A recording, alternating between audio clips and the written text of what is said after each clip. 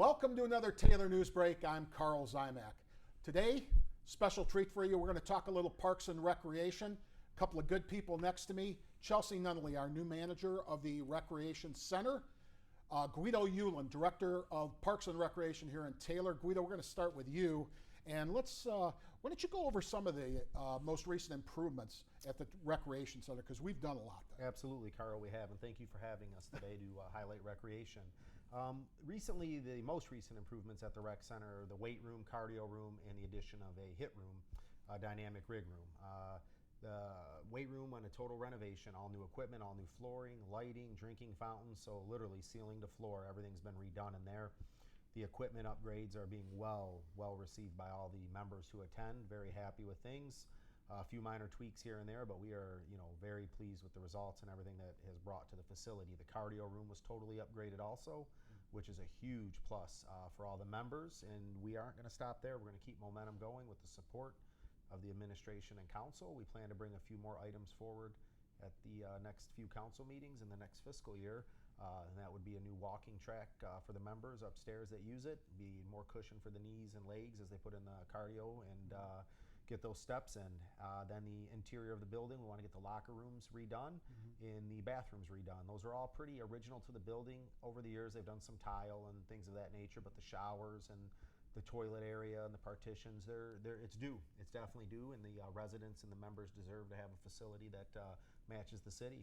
We feel it's very important. This most recent round, Guido, how much did it cost?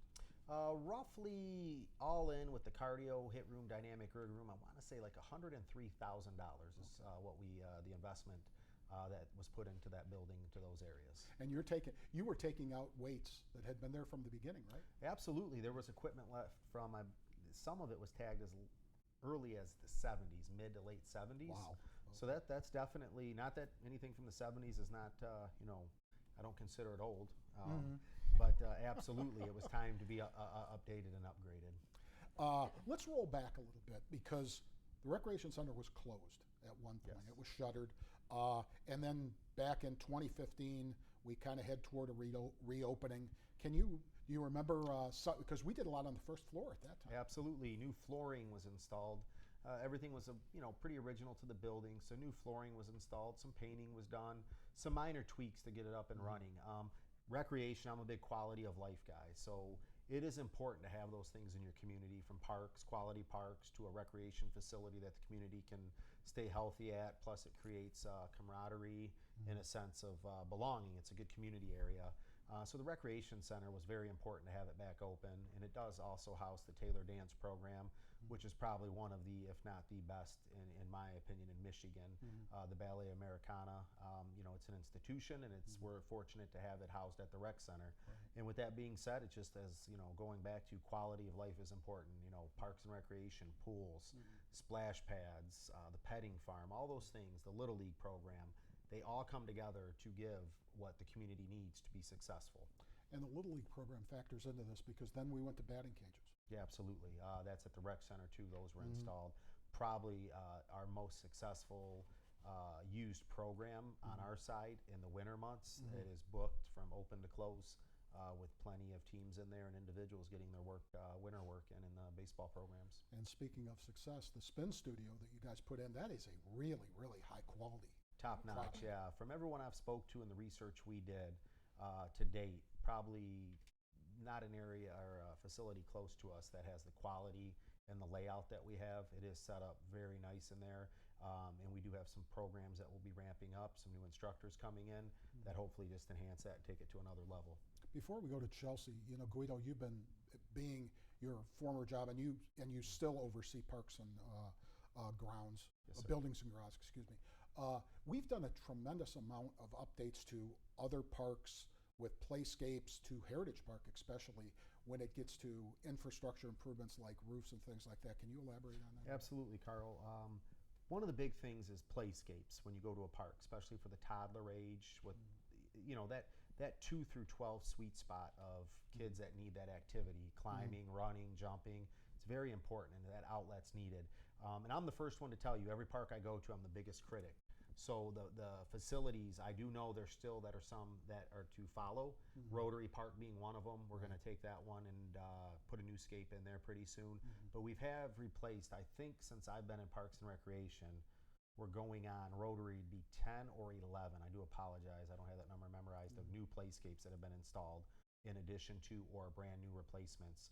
And then we also have some plans in the near future at the petting farm to install a pavilion and a playscape for birthday parties and for people to have more of a destination as opposed to a quick hour trip with the grandkids or the kids. They can make a little more of a day of it and include the splash pad at Heritage Park into those activities. But absolutely, playscapes, walking paths, all passive park areas, all important. And it goes back to quality of life and what the residents deserve from this community. When it comes to playscapes, people don't realize how much they cost. Can you put a roundabout cost on? Yeah, so you could anywhere on average for a decent playscape with 14 to 16 play features from slides to climbing walls to sliding poles. You're anywhere from about $100,000 to $225,000 in your entry to middle of the road level and upwards of $300,000 to go to the next level. So they're not cheap. And Wayne County factors into this because they give us a park grant. We do a partnership with them every year. The grant money that they collect and they disperse back to communities. We partner with them every year on a project and we get some reimbursement back on a project that we do that involves. And we usually try to make it a playscape-based project. And it's very successful working with the county group and making that program We usually work through Ray Basham on that. You got it, our correct. Yep. representative. Yeah, Yes, sir. Okay, alrighty. Okay, now we get to turn to Chelsea. Okay, Guido, you were making this decision ultimately. Okay, what were you looking for in a new manager for the recreation center, and what traits did Chelsea bring to the table that jumped out to you? Yeah, working with Chelsea on a lot of the events. She was handling all the events for the city, from your Winterfest, Hallapaloozas, movie in the park, movie at Wayne County Community College, all those different moving parts.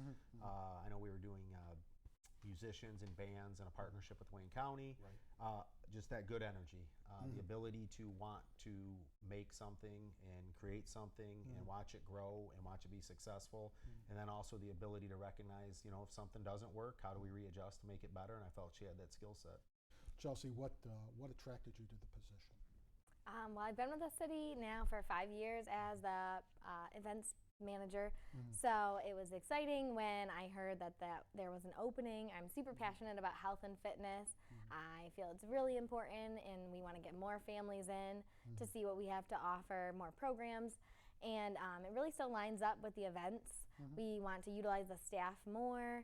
So it really just creates more opportunity for us to grow programming in the community. Makes sense. Now, when it comes up to city events over the past several years, how did that really factor into this? Because really there is a camaraderie and a partnership there, especially I know I witnessed it, especially in the Winterfest, okay, and this newest one that we did, the Blizzard Vase, where it was like all hands on deck in a very short period of time. Yeah, so the Parks and Recreation team consists of Guido and the Parks and Grounds crew, the petting farm, the senior center, and the rec center. So to be a part of that team, we're obviously capable of putting more on. We worked all really closely together to make the Winterfest possible. It was an all hands on deck situation, and because we did it in such a short amount of time. So really all of our teams just work really hard. We work together well, and we want to see more available for the community. Now, I know you've only been in your position for a short period of time, but with the Recreation Center, what kind of directions would you like to take it if you, in a perfect world? Yes, our goal is programming.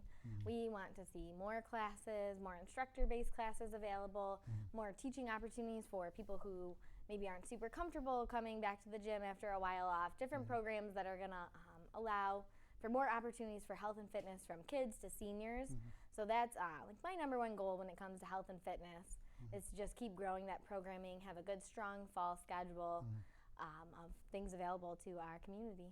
Now, we have a pretty basic programming schedule right now. Yes. Can you walk us through it for Yeah. people who might not know? Absolutely. So obviously Taylor Dance, we are home to Taylor Dance. They run their own program. They're a phenomenal program. I know they still have openings for this fall for those looking for something for their little ones to do. We also are home to a karate program, Tiny Tumblers Gymnastics, and a Zumba program. Obviously, we would like to see our spin studio come back to a little bit more. It suffered with the pandemic a little, so we really want to get that going again. Okay, all righty. Now you love, Guido mentioned it, and I know about it because we've compared notes. You love to work out yourself. I do. Can you tell us a little about how that, what kind of frame of mind you're in and how that relates to your job? Absolutely. I mean, I bounced gyms over the years, stayed for a couple years, go to somewhere else. So I've been able to kind of compare notes of what's the norm at gyms, what's to be expected, what are people looking for, what equipment that people seek out the most, that kind of stuff. So it's nice to be able to walk around and look at what everyone's utilizing, know what members are saying when they want something, or it's just nice to have a feel for that. Does your husband give you any feedback? Because I know he's been really into workouts lately. Of course, yes. He works out at the rec center as well. Okay. Sometimes he rotates between another gym and there. So it is nice that we want to be a part of the rec center. We are passionate about it. We want to work out there, encourage others to come and do the same. You're being shy now. Tell us a little bit about where Gage went recently and kind of why he did what he did. Oh, yeah. For years, him and I have been into health and fitness. This year, he took it to the next level and did his first bodybuilding competition. So he's planning to do another one. So I think it's staying in our household. So it's a lot of fun for us. It's something that, I mean, it's great for mental health. It's great for handling stress. It just really is overall important to your health.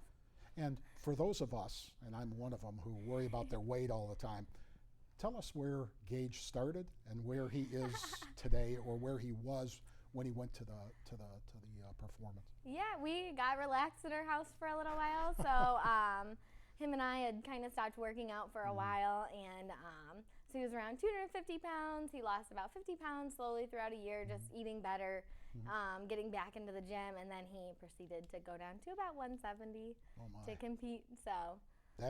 That's tremendous. Yes, yep. You recently opened both the splash pad and the pool on weekends. How is that program going? And I know it's tough to hire staff and lifeguards.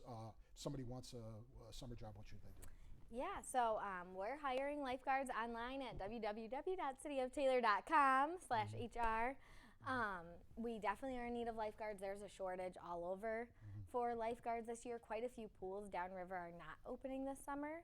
So we are one of very few that is able to at least open on the weekends during the summer.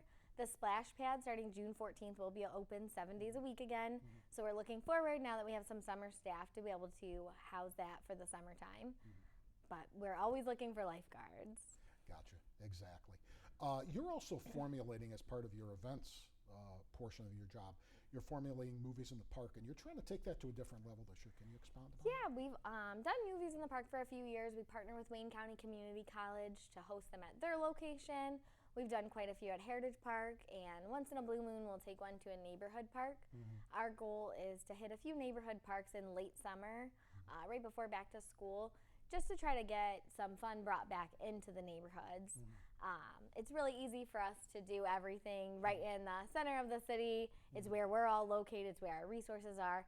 But to start reaching out a little more to reach the community in those neighborhoods. Take it right into the pocket parks. Yep. Okay. That is our goal. Where you'd see people riding up on their bike or walking up with their cooler and things like that. Exactly. Well, that sounds like a really good program. You know, it's not that expensive to get involved. I know you're also looking for sponsors. What would, if a business is listening to this, what would they do?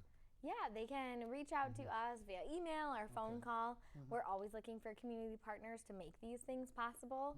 So obviously there's some sponsorship opportunity there. They get on our LED boards, our signs, some social media promotion. We want to help them promote their business as they're helping us promote getting into the community and offering some fun things for families. Well, fantastic. Well, thank you, Guido, and thank you, Chelsea, for coming to the Media Center and joining us today. That's about it for this news break. For guest Guido Ulin and Chelsea Nunnally, for Sam and Joe behind the camera and in the production area, I'm Carl Zymak. Have a great day. We'll see you the next time around on the Taylor News Break.